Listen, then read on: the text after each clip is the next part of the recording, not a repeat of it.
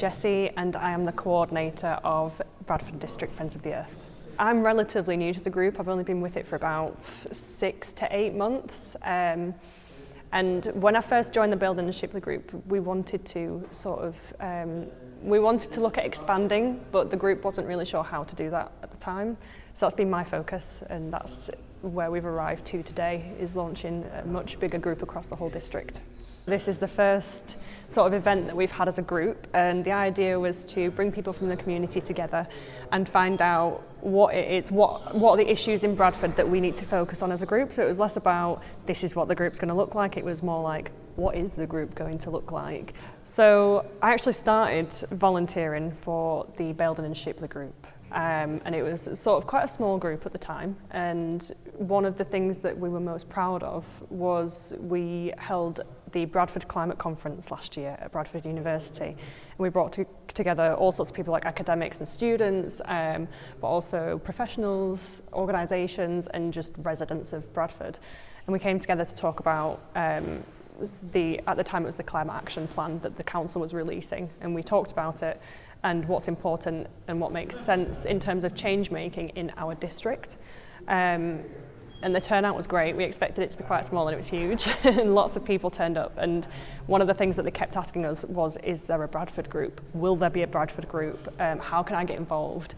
And that sort of led us as the Bradford and Shipley group to be like, does it make sense for us to stay small, or does it make sense for us to actually branch out and make it accessible for everybody in Bradford? So we had these discussion groups, and they're all based on topics and issues that we know are happening in Bradford right now. So the idea was that we find out if there are particular areas where these issues are bigger, and if there are particular groups of people who these issues affect more than others. So it's kind of like a bit of a mapping session so that we could find out where these issues are and where we can focus our energy. We talked about health, clean air and access to green spaces, because this is a topic that we've been to, for example, community events in the past, where there are different members from all over the Bradford district who come to talk about health in Bradford, and it just linked to the environment so much because it was about access to green spaces. So that's why we chose that first topic. The second topic is public transport, mobility and electric vehicle access. Public transport is always a pain, no matter where you are. So again, it was coming together, talking about, are there any hotspots where we have particular problems? Does it make you go towards your car instead of public transport, for example? And how can we make it better? But to be honest, today was less about talking about solutions, and it was more about finding out where the problems are, so that as a group we know which solutions we need to focus on. We also had young people, schools and climate future, which was a particularly passionate topic for me because I've got 2 young children. The eldest is 13 and he feels like he doesn't really have a platform in school. The school doesn't have a climate action plan. My son's primary school didn't know that they could have a climate action plan. So yeah, that's a really hot topic for kids, obviously, is how can they get involved? Where are their voices going to be heard? And if you listen to young people, they all have something to say about climate change.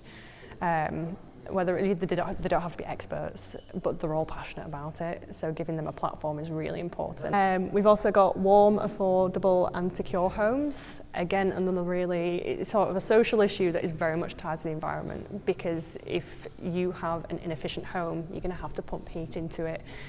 And you're using more energy than you need to. If you have adequate insulation, then you don't have to heat your home as much. If you've got solar panels, then you're cutting out energy.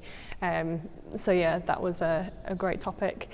And then we also had nature recovery and protection. I know that in that group they talked a lot about biodiversity, because obviously it's so important.